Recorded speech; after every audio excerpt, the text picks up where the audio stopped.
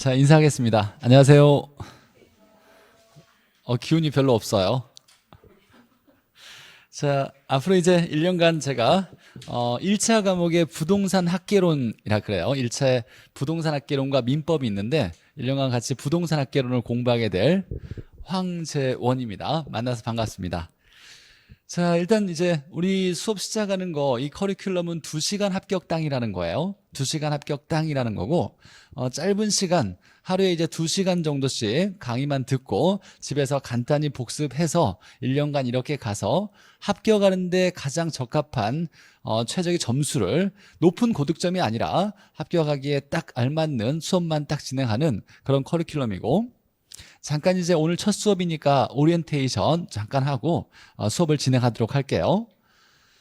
2시간 합격당은 이런 거죠. 전부 못한다. 어차피 전부 공부하는 건 우리가 사실 현실적으로 불가능하니까 딱 시험에 나오는 거 필요한 것만 집중적으로 여러 번 반복해서, 우리 합격하기 위해서는 맞아야 되는 점수가 평균 60점이에요. 우리 시험에서는.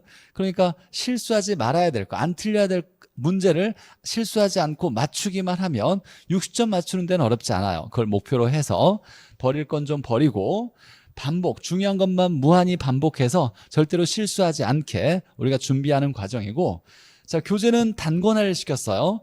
지금은 이제 기초 완성 수업이라 해서 11월, 12월에는 입문서를 바탕으로 공부를 하지만 1월 달부터는 한 권으로 공부를 할 거예요. 각 과목마다 한 권에 내용도 들어가 있고 기출문제도 들어가 있고 예상 문제도 들어가 있어요. 그래서 한 권만 계속 반복적으로 공부해서 이 한 권만 완벽하게 마스터하면 합격하는데 아무 문제 없게끔 선생님들이 이제 교재를 잘 만들었고 이렇게 수업을 진행하게 될 거예요. 자, 그래서 11월, 12월 달에는 기초 완성 수업이라고 하는데 이제 입문서로 공부를 하고, 1월 달, 2월 달부터 이제 다 똑같은 2시간 합격당이라는 교재 한 권으로 공부를 하게 될 거고, 1, 2월 달에는 이론을 이제 정리할 거예요. 자, 11월, 12월 달에는 가장 필요한 거, 가장 중요하고 기초적인 내용을 중심으로 전부 처음부터 끝까지 공부하지 않고 가장 중요한 단원에 가장 기초적이고 반드시 시험에 나오는 걸 중심으로 공부를 할 거고, 1, 2월 달에는 내용을 처음부터 끝까지 시험에 나오는 가장 중요한 것들만 반복해서 전체적으로 공부를 하게 될 거예요. 1, 2월 달에. 3, 4월 달에는 우리가 이제 공인중개사 시험을 공부할 때 가장 중요한 문제는 뭐냐면 기출문제예요. 자, 시험에 합격하려면 이해를 잘해야 돼요? 문제를 잘 풀어야 돼요? 문제를 잘 풀어야 돼요. 이해를 아무리 잘해도 문제를 풀지 못하면 합격을 못 할 거예요. 합격 점수를 맞아야 되니까. 그럼 문제를 잘 풀려면 내가 머릿속에 생각한 내용과 이론이나 어떤 개념들이 문자로 이렇게 표현되어 있는 문제를 읽고 이거에 대한 출제자의 의도를 파악해서 답을 실수하지 않고 맞춰야 돼요. 그럼 문자를 읽는 연습도 해야 되겠죠. 이런 연습은 여러분들이 좀 노력을 하셔야 돼요. 문제풀이는 연습을 끊임없이 계속 해야 되고, 그래서 부동산 학개론은 오늘부터 문제를 풀 거예요. 수업 딱 하고 40분씩 세 타임 수업을 3교시 수업을 하고, 수업이 딱 끝나면 문제를 나눠 드릴 테니까 10분에 걸쳐서 문제를 딱딱딱 풀고, 모르면 고민하면 안 돼요. 그냥 패스하면 돼요. 수업에 다 배웠던 내용이니까 열심히 수업 들으면 다 풀 수 있을 거예요. 문제를 딱 풀어보고 수업 잘 배웠는데 안 풀렸다거나 틀린 문제, 이해가 안 되는 문제를 집에서 짧은 시간에 복습을 좀 하셔야 돼요. 그렇게 진행을 할 거고, 그래서 계속 문제를 풀어 나갈 거라는 거, 매 수업마다 10문제씩. 자, 3, 4월 달에는 문제를 풀고 또 기출문제도 풀 수 있을 거예요. 자, 이건 좀 그때 제가 상황에 봐서 여러분 상황에 맞춰가지고 제가 좀 조정을 할 텐데, 가장 중요하게 생각해야 되는 건 기출문제예요. 전에 나왔던 기출문제. 올해 시험 봤던 게 31회예요. 올해가 2020년이니까 뒤에 20에다가 플러스 12를 더하면 공인중개사 시험 회차가 나와요. 그래서 20년에 봤던 건 31회. 여러분 내년에 이제 시험을 볼 텐데 2021년에 11을 더하면 32가 되겠죠. 내년에 이제 시험 볼 건 32회 이렇게 될 거예요. 자, 그러면 그동안에 봤던 최근 한 15년 중심으로 이제 우리가 기출문제를 잘 살펴봐야 되는데, 나왔던 문제가 계속 반복해서 나와요. 그러니까 기출문제를 가장 중요하게 여러분이 생각하셔야 돼요. 기출문제는 몇 번 풀어야 될까요? 절대로 한 번만 풀어서 끝내야 되는 문제집이 아니에요. 한 번, 두 번, 세 번 풀 수 있을 만큼 10번이라도 계속 반복해서 풀어서 내 걸로 만들어 놔야 안정적으로 합격하는 데 큰 도움이 돼요. 그래서 가장 중요하게 여러분이 생각해야 되는 문제집은 처음부터 끝까지 가져가야 될 건 기출문제예요. 물론 기출문제를 잘 풀어내기 위해서 이론 공부를 한다고 생각하시면 돼요. 이론을 공부하는 건 문제를 잘 풀기 위해서니까 최종적으로 여러분이 이제 잘 생각해서 끊임없이 계속 기준을 잡아서 문제를 풀어야 될 것은 기출문제집. 3, 4월 달에 이제 기출문제를 같이 풀 거고 5, 6월 달에는 이제 이론에다가 이번 시험에는 어떻게 나올 거라고 이제 예상된 문제예요. 기출문제를 좀 응용된 예상 문제들을 같이 또 풀어볼 거고 자 7일 8월 때는 2시간 땅에다가 여기 이론에다가 기출문제 예상 문제를 다시 한번 풀면서 반복을 할 거예요. 가장 중요하고 또 다시 나올 가능성이 높은 문제들을 열심히 공부를 할 거고 9월 달에 10월 달에 이제 총정리를 해서 이론 정리를 짧게 잘 정리하고 이제 그다음에 실전 모의고사처럼 실제 우리가 시험 보는 것처럼 준비를 해볼 거예요. 자 그러면 중요한 건 이론을 여기서 잠깐 배우고 여기서 이론을 배우고 계속 이론을 배우면서 3월 달부터 문제를 풀어나가죠. 문제를 푸는 시간이 더 많아요. 이 이유는 뭐냐면 우리가 합격하기 위해선 합격 점수를 맞아야 되니까 문제 푸는 연습을 게을리하면 안 돼요. 끊임없이 계속 문제를 풀어야 된다는 거. 자 잠깐 30일에 이번 시험이 어떻게 나왔는지 잠깐 한번 소개 좀 시켜드리면서 오리엔테이션을 좀 해볼게요. 자 이번 시험은 난이도가 전반적으로는 중에 가깝게 선생님들은 평가하지만 여러분들 수험생들이 시험 봤던 수험생들이 느끼는 난이도가 높다라고 생각됐어요. 그 이유는 뭐냐면 기존의 평년에는 가장 어렵다라고 하는 손을 못 대거나 너무 오래 걸리는 문제가 한 3, 4문제 출제됐는데 올해는 한 7, 8문제가 출제가 됐어요. 그러니까 중간중간에 너무 어려운 문제가 많이 나오다 보니까 어렵게 느껴졌으나 사실 우리가 합격하기 위해서는 모든 문제를 다 풀어야 되는 게 아니에요. 1차 과목은 나중에 좀 더 설명해드리겠지만 100점 만점으로 환산하는 게 아니라 40문제 100점 만점이지만 가장 높은 점수는 80점이에요. 80점. 80점 이상 되는 점수는 합격과 아무 도움이 없어요. 8문제, 즉 20점에 해당되는 8문제는 그냥 버려도 괜찮아요.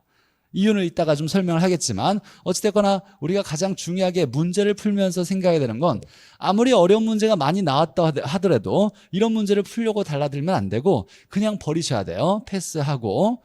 그래서 난이도가 높은 문제를 과감하게 건너뛰는 걸 스킵이라 그래요. 스킵해야 되는 걸 반드시 문제풀이 할 때 여러분들이 꼭 명심해야 돼요. 어려운 문제는 내가 시험장에서 풀려고 노력하시면 안 되고 그냥 과감하게 버려야 돼요. 가장 좋은 건 짧은 시간에 맞추는 게 가장 좋은 거예요.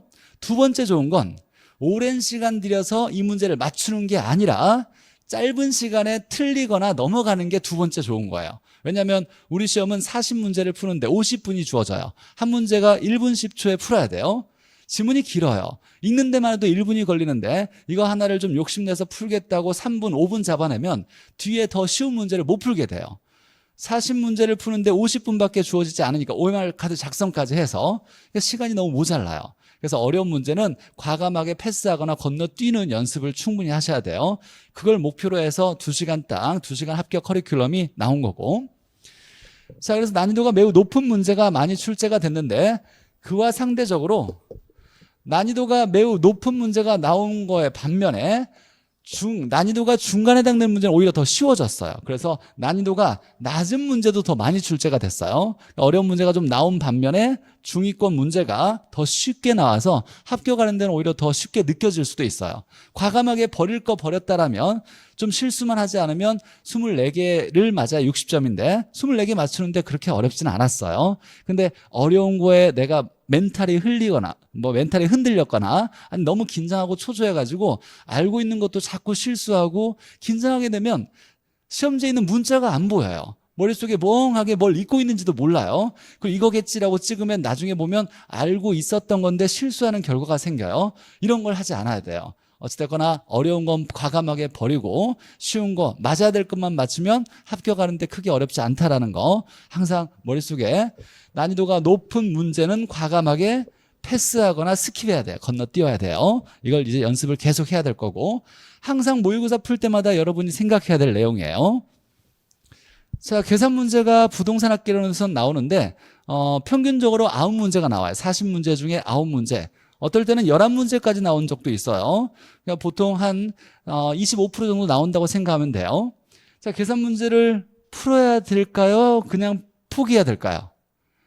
제가 생각에 계산 문제 4문제 이상 맞춘 사람들이 평균 부동산 학계론 60점을 넘기지 못하는 사람이 거의 없어요. 기본적으로 어느 정도 공부만 하면 40점 맞추는 데는 누구나 다 40점 맞출 수 있어요.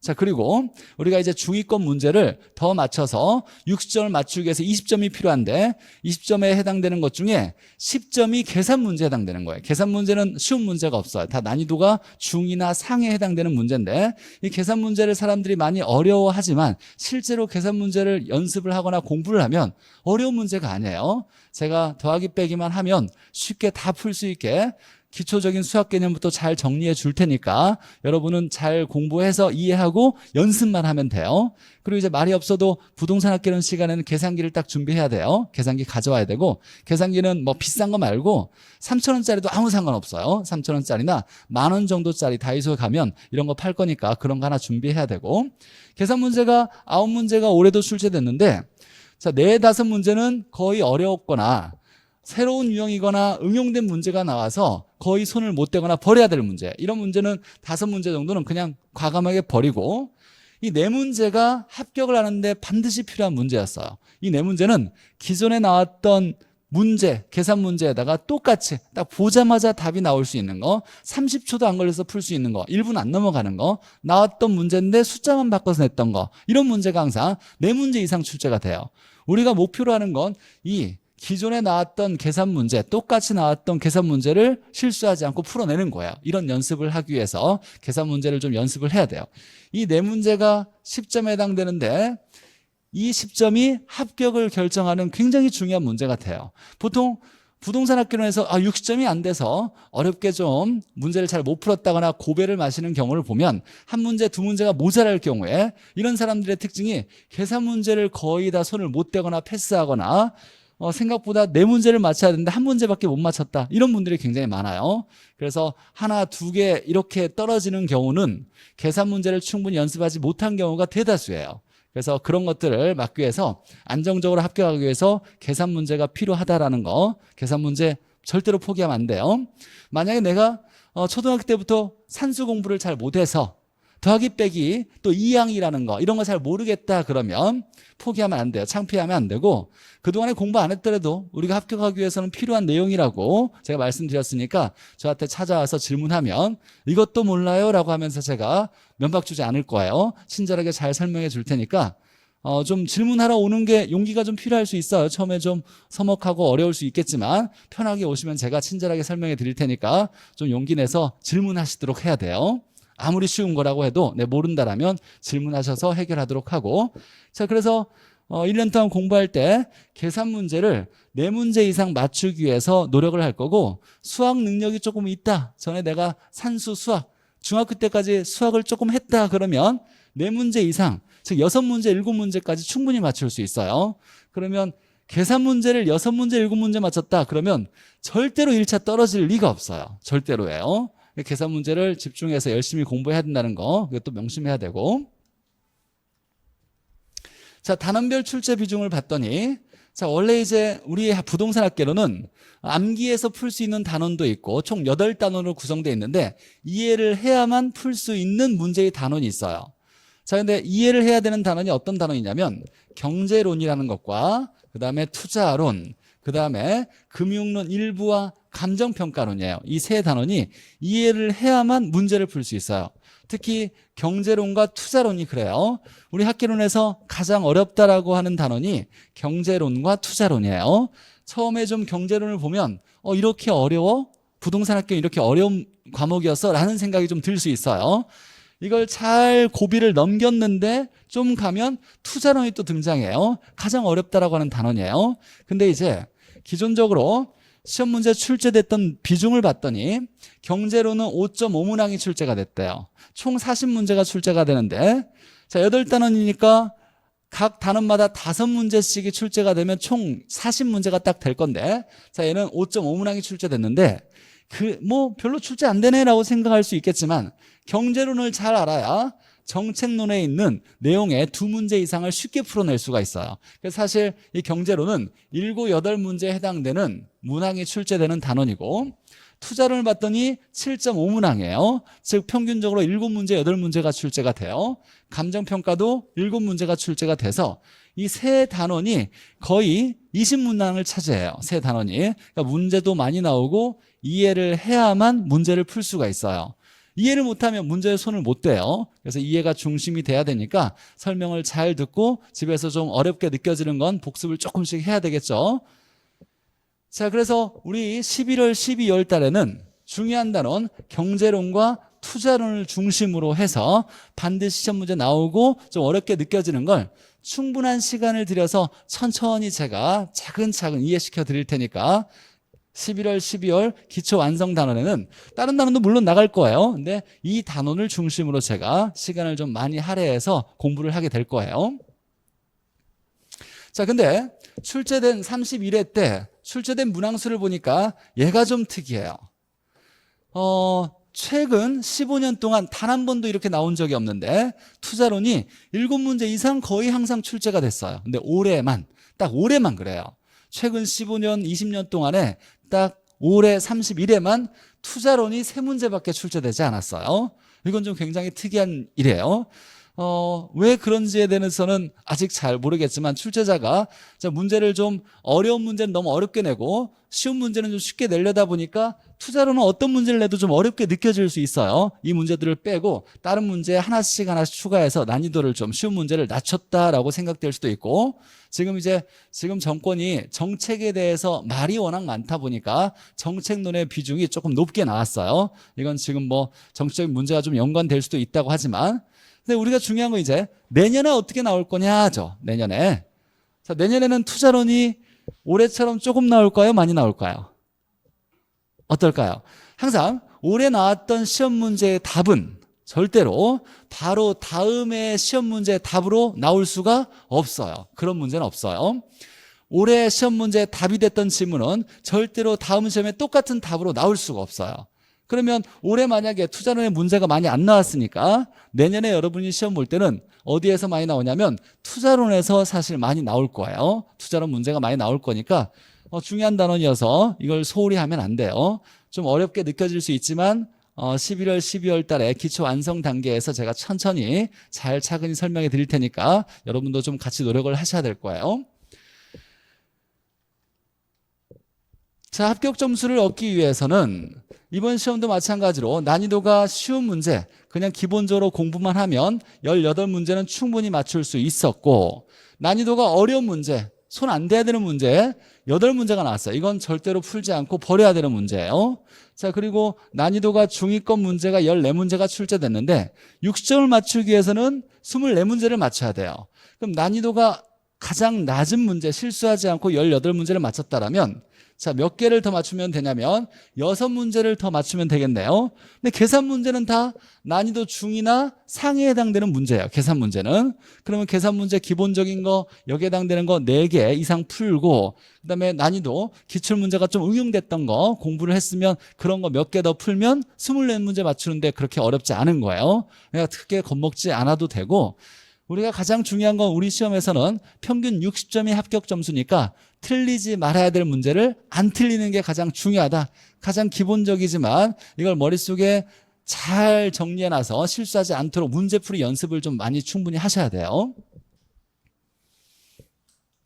자, 부동산 학개론. 결국 뭐 이 얘기는 기본적인 얘기고 원론적인 얘기인데 이해하는 게 중요해요. 부동산 학개론은 다양한 어휘와 개념들이 등장해요. 이 어휘란 건 우리가 어휘력이 있죠. 단어에 대한 뜻을 알고 있느냐라는 거예요. 다양한 표현이 나오다 보니까 하나의 문장이 딱 하나로만 딱 등장하지 않아요. 법조문이라는 건 우리가 부동산 학개론 뺀 나머지는 다 법에 대한 과목이에요. 법 과목이에요. 민법, 공법, 중개사법, 공시법, 세법 다 법인데 부동산 학개론만 학문에 해당되는 내용이에요. 자, 그런데 다른 것들은 법 조문이 있다라면 딱 법 조문 그대로 지문에 출제가 되겠지만 부동산 학개론은 안 그래요. 하나의 문장을 수십 가지로 표현돼요.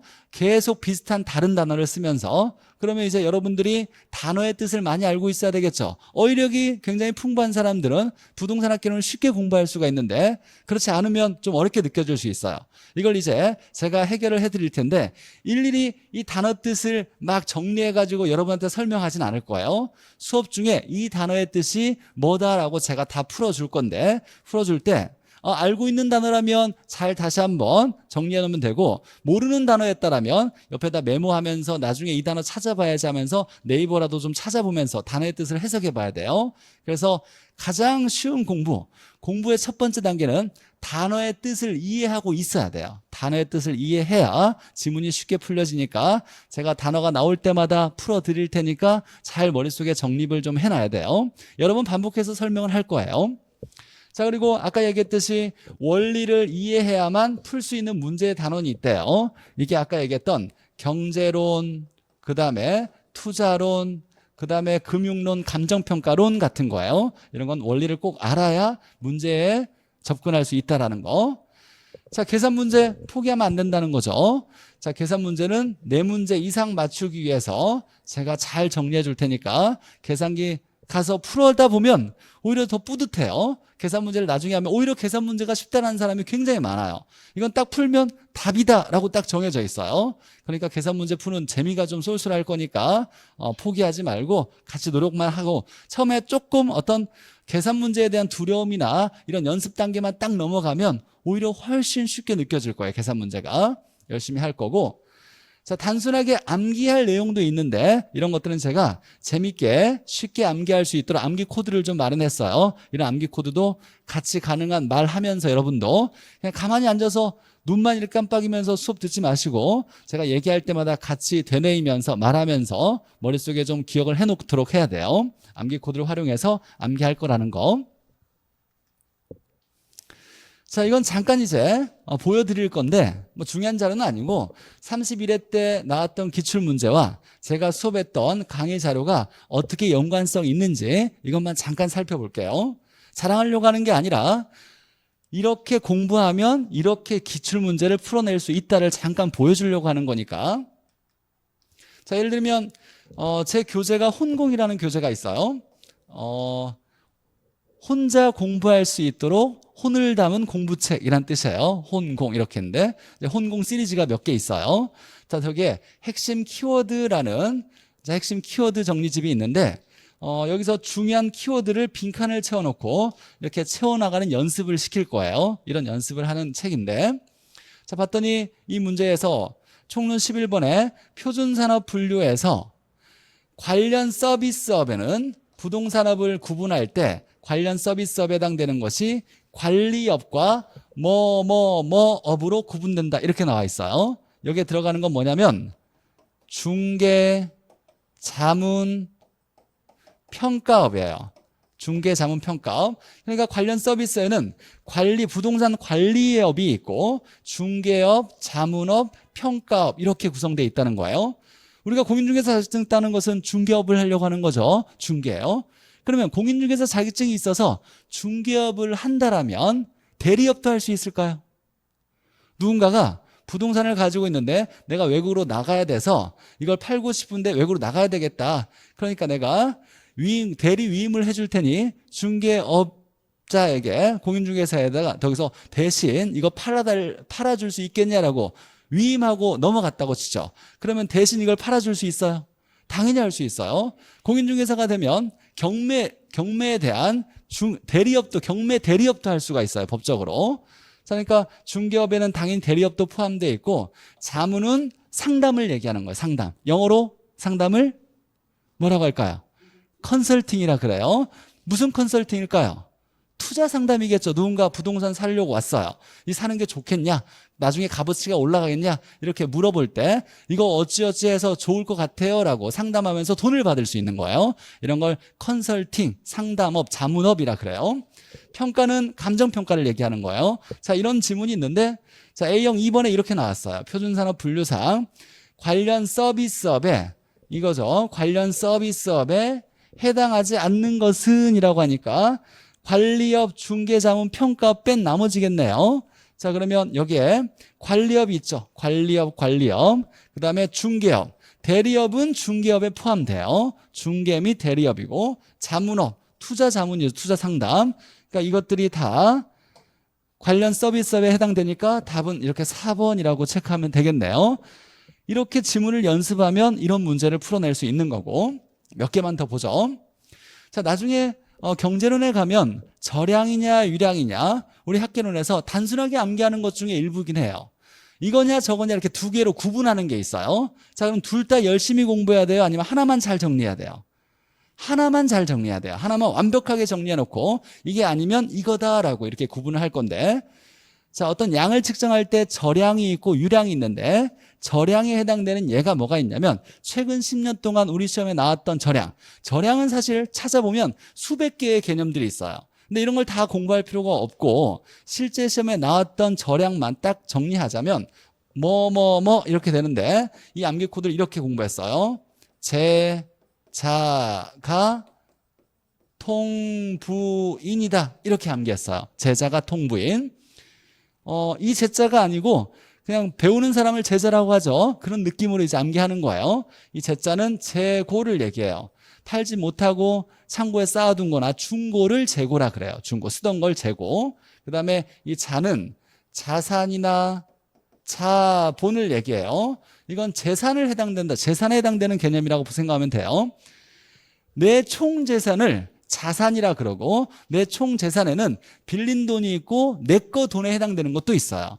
내 거에 해당되는 것을 이렇게 자본이라 그러고 빌린 돈을 부채라 그래요. 이걸 두 개 합쳐서 총 재산을 자산이라 그래요. 어찌됐거나 재산이라는 개념으로만 생각해도 괜찮아요. 지금은 재산에 해당되는 거 자산 자본이 있고 이 가짜는 가격도 가짜로 시작하고 가치도 가짜로 시작해요. 거의 같은 개념이라고 봐도 괜찮아요. 가격과 가치. 얘는 통화량. 통화량하면 우리나라에 존재하는 화폐의 양을 통화량이라 그래요. 통화량, 부채, 빌린 돈, 부채, 인구 이렇게 해서 제자가 통부인이라고 외웠어요. 외우는 게 그렇게 어렵지 않죠. 이것 뺀 나머지는 유량이다 이렇게 생각하면 돼요. 그럼 절량에 해당되는 거 제자가 통부인 이렇게 암기했다라면 다음 중 9번에 유량에 해당되는 건 뭐냐 이렇게 문제가 나왔어요. 그럼 절량에 해당되는 걸 빼면 유량에 해당되겠죠. 그래서 제자는 없고 자에 해당되는 자산과 자본이 나왔고 제자가 가격이나 가치 없고 통화량이 있네요. 부채 인구 없으니까 이 세 개는 절량이고 나머지는 유량이 되겠죠. 그래서 유량은 세 개다 이렇게 찾아내면 됐던 문제였어요. 자, 어찌되거나 계속 이제 공부하면서 이런 지문들과 실제 시험들을 보면 거의 동일하게 나오는 것들이 많아요. 이런 문제는 난이도가 높은 거예요, 낮은 거예요? 난이도가 가장 낮은 거예요. 이런 지문을 제가 없는 걸 실제로 만들었던 것이 아니라 실제 과거에 나왔던 지문들을 조금 더 응용해서 나올 것 같다라는 문장으로 바꿔놓고 가장 핵심이 되는 키워드만 네모칸을 친 거예요. 그래서 여러분이 연습할 수 있도록 전에 나왔던 기출문제를 반영해서 만든 문장들이에요. 근데 이 문장들이 거의 동일하게 나왔어. 이 문장도 보니까 수요 곡선의 기울기 크기가 공급 곡선의 기울기 크기보다 크다면 무슨 형태냐라고 나왔는데 얘도 수요 곡선의 기울기가 공급 곡선의 기울기보다 크면 무슨 형태냐 이렇게 나온 거예요. 이런 지문이 똑같이 나왔다는 것은 전에 나왔던 기출문제와 똑같이 나왔다는 얘기예요. 그러니까 이런 문제, 아까 난이도가 가장 낮은 18문제가 나왔다고 했는데 이런 문제를 절대로 실수하면 안 되는 거예요. 이런 문제를 맞추고 계산 문제 4개 이상을 맞추고 응용된 문제를 몇 개를 더 풀어내면 60점 맞추는데 전혀 어렵지 않다라는 거예요. 이걸 준비할 거니까 나중에 제가 이제 이런 자료라든지 이런 책들을 주면서 공부를 하라고 하면 이런 거 그냥 게을리하면 안 되고 열심히 따라오면 합격하는데 충분할 거예요. 자, 나머지 지문은 일단 넘어가고 1차 시험제도 잠깐 볼게요. 어제 민법이었는데 1차 시험제도 배웠죠? 자, 간단히 우리가 공부하는데 필요한 내용이니까 우리가 이제 시험은 1차와 2차로 구분되는데 1년에 1차와 2차를 동시에 공부한다를 동차로 공부한다 이렇게 하고, 자, 동시에 준비를 했을 때 시험은 딱 하루에 다 봐요. 1차 오전에 보고 오후에 2차를 봐요. 맨 마지막 10월 마지막 주 토요일 날 보게 돼 있어요. 내년에는 10월 31일 날 날짜가 정해져 있어요. 특별한 이변이 없는 한 내년에 10월 31일 날 10월 마지막 주 토요일 날 시험을 보게 될 거고, 자, 1차, 2차 이렇게 공부하는데 만약에 1차, 2차 모두 합격하면 최종 합격자 합격증이 나올 거고, 한 달 뒤에 시험 보고 한 달 뒤에 합격자 발표가 있어요. 최종 합격자가 될 건데, 만약에 1차를 합격하지 못했는데 2차가 합격했어요. 그러면 이건 아무 의미가 없어요. 무조건 불합격이고. 자, 어떤 경우는 1차는 합격했는데 2차가 안 될 수도 있죠. 그런 경우에 한해서만 다음 연도에 다음에 한 번만 딱 기회를 더 주는데 1차 면제시켜 주겠다. 2차만 합격하면 최종 합격하는 걸로 해주겠다. 이런 제도가 있어요. 자, 그러면 1차, 2차 중에 뭐가 중요한 거예요? 1차가 중요한 거예요. 1차는 무조건 합격해 놓아야 우리가 쉽게 공부하거나 최종 합격을 하거나 하는 거예요. 자, 그러면 1차가 중요한데 1차가 안정적인 점수가 안 나오면 2차 공부가 의미가 있어요, 없어요? 의미가 없어요. 그럼 초반에 여러분들이 열심히 공부해야 되는 건 1차에 2차예요.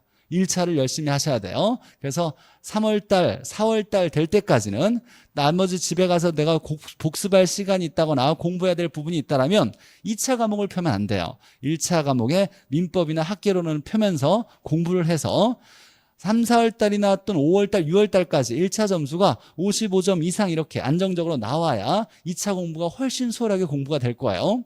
통째로 공부하고 싶지만 5, 6월달 될 때까지 민법이나 학계론이 30점, 35점 이렇게 나오면 불안해서 2차 공부가 잘 안 돼요. 2차 공부해봤자 1차 떨어지면 아무 의미가 없으니까. 그러니까 일찍 1차 점수를 합격 점수 가까이 안정으로 만들어야 되는 거니까 초반에는 막 공법 이런 거 외우거나 세법 막 이렇게 세율 외우거나 이게 중요한 게 아니라 민법과 학계론을 열심히 공부해야 되고, 특히 민법이 공부량이 좀 더 많아요, 학계론보다. 그래서 법률 용어도 좀 생소하다 보니까 총 10시간이 있다라면 내 공부할 시간이 6시간 정도는 민법, 4시간 정도는 학계론 이렇게 공부하는 게 비율이 좀 맞아요. 민법을 조금 더 공부를 많이 하는 게 더 효율적이에요.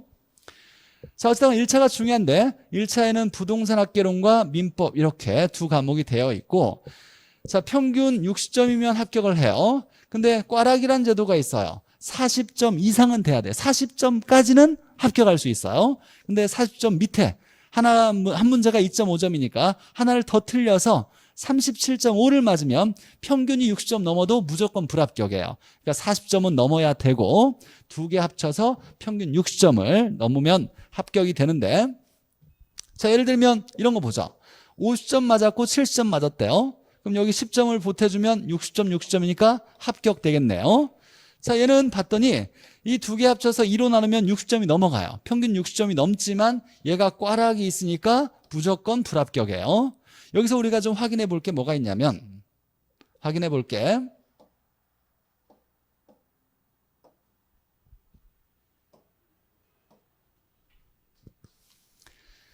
자, 한번 보죠. 만약에 두 과목이 있는데 학계론을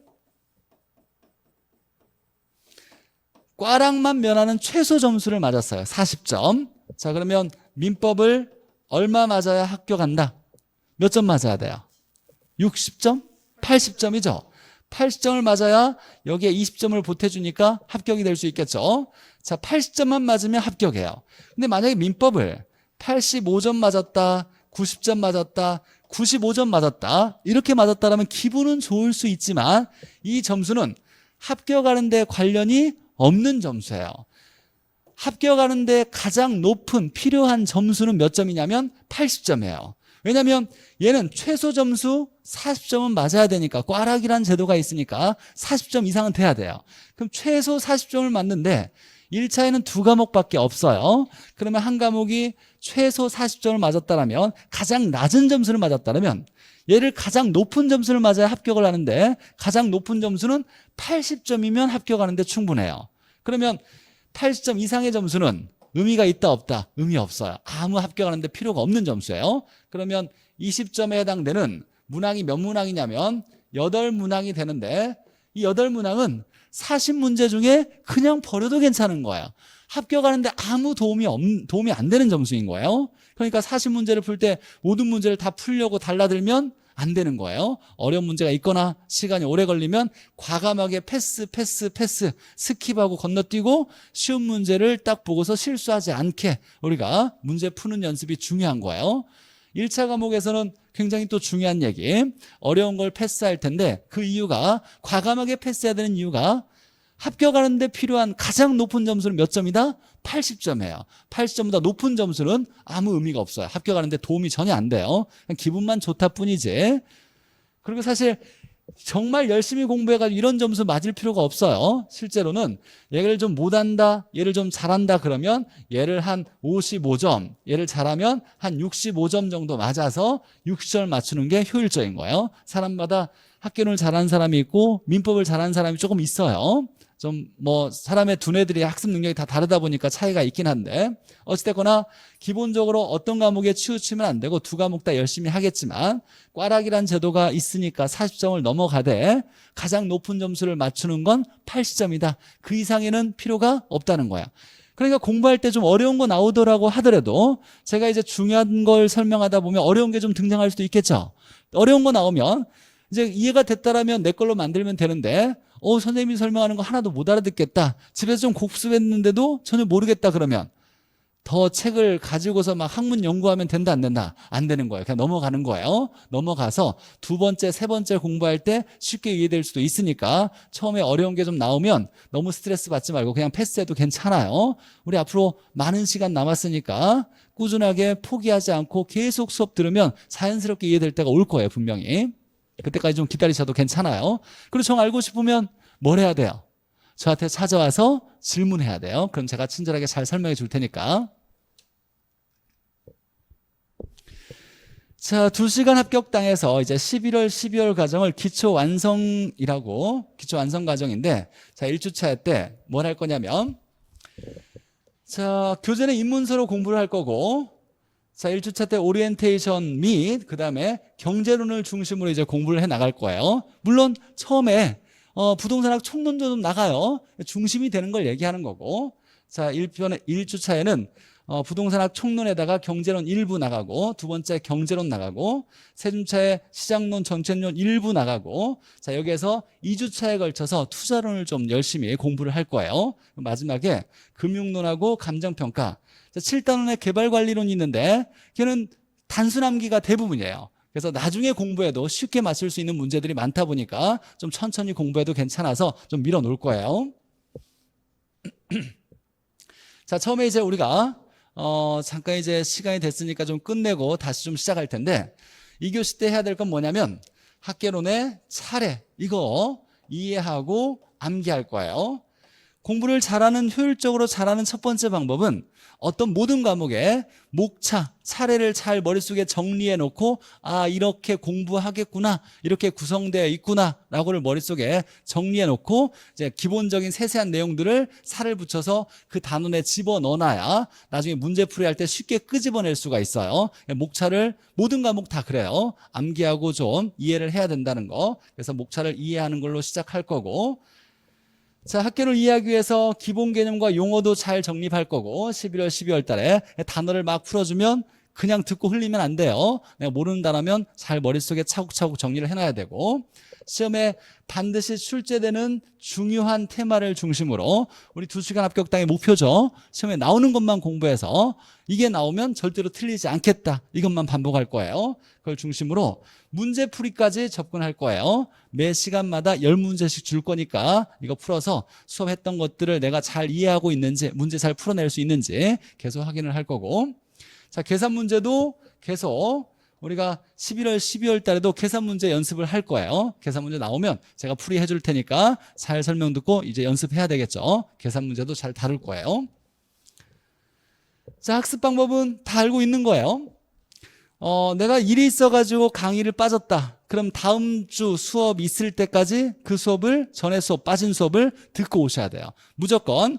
제 수업은 다 연결되어 있으니까 수업 빠진 날이면 반드시 뭐 이유가 있어서 빠질 수도 있겠죠. 다음 수업 전까지 듣고서 수업에 참여하셔야 되고, 가능한 수업에 집중해서 이해하고 암기하려고 노력해야 되고 여러분도 같이 노력해야 돼요. 같이 얘기할 때 자꾸 말하고 틀린 대답도 괜찮아요. 틀렸다고 면박 주지 않을 테니까 자꾸 입으로 떠들어야 머릿속에 잘 기억되니까 같이 좀 얘기를 하면서 수업을 진행할 거고 자 그리고 복습할 시간이 있다라면 물론 이제 야간에 공부하면 복습할 시간이 충분히 없을 텐데 한두 시간 정도 즉 주말이나 또 일요일 날이나 이런 시간을 이용해서 1차 과목은 좀 복습을 좀 할 필요가 있을 거예요. 2차는 좀 나중에 공부해도 괜찮지만 1차는 주말이나 일요일 날을 이용해서 복습을 좀 하고 가장 중요한 건 4번. 매주 단원별 학습 문제가 나갈 건데 10문제씩 이걸 100% 이해하는 걸 목표로 복습하는 거예요. 어려운 문제는 출제되지 않을 거야. 가장 기본적이고 중요한 것만 제가 출제할 거니까 항상 복습은 이 10문제를 내가 정확히 알고 있느냐 모르냐 이걸로 판단해서 공부를 하느냐 마느냐 이걸 결정하면 돼요. 항상 가장 기본이 되는 기준은 학습 문제 10문제를 모두 풀 수 있느냐를 따지면 될 거고 암기는 선택이 아니라 반드시 해야 되는 거예요. 빠른 시간 내에 우리가 문제를 정확히 풀어내려면 이해를 했다라면 이해를 바탕으로 암기를 해야 돼요. 암기를 할 때 쉽게 암기할 수 있도록 암기 코드도 제가 활용할 텐데 이 암기 코드로 잘 정리해서 실제 그 문제가 문제에 나왔다라면 시험에 나오면 암기했던 걸 바탕으로 자신 있게 맞다 틀리다를 정확히 찝어낼 수 있어야 돼요. 그래서 수업할 때 잘 설명 듣고 이해하고 이걸 바탕으로 암기할 내용이 있다라면 암기까지 수업 중에 가능한 암기하려고 좀 노력하셔야 될 거예요. 자 그러면 잠깐 쉬었다가 10분 쉬었다가 이제 단원이 어떻게 구성되어 있는지 이 내용 한번 살펴보도록 할게요.